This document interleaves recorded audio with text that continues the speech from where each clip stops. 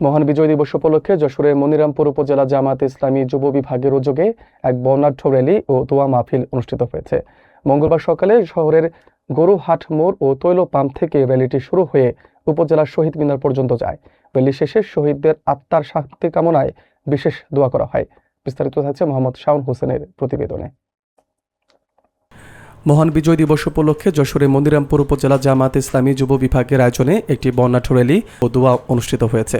মঙ্গলবার সকালে এই র্যালিটি মনিরামপুর গরুহাট মোড় ও তৈল পাম্প থেকে শুরু হয়ে উপজেলা শহীদ মিনার পর্যন্ত যায়। জামায়াতে ইসলামী যুব বিভাগের সভাপতি HM শামীমের সভাপতিত্বে অনুষ্ঠানে উপস্থিত ছিলেন জামায়াতে ইসলামী মনোনীত মনিরামপুর আসনের সংসদ সদস্য পদপ্রার্থী অ্যাডভোকেট গাজী এনামুল হক।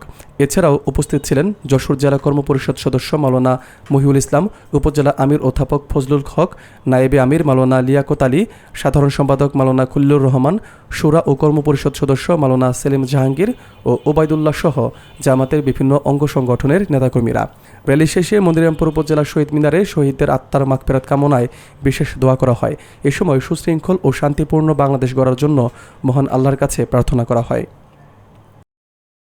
রব্বুল আলামিন, এই দেশটাকে তুমি হেফাজত করো। বাংলাদেশের জাতি ধর্ম নির্বিশেষে প্রায় 20 কোটি হিন্দু, মুসলিম, বৌদ্ধ, খ্রিস্টান আমরা যারা বসবাস করি, রব্বুল আলামিন সবার পরিবারকে তুমি শান্তিতে রাখো। আসমানের বেলা আসমানে উঠে নাও, জমিনের বেলা জমিনে দাফন করে দাও। আমাদের আজাদিকে সুরক্ষার জন্য অতন্দ্র প্রহরীর মতো দল, মত, জাতি ধর্ম নির্বিশেষে এই দেশটার পাহারাদারি করার আমাদের শক্তি দাও, সামর্থ্য দাও।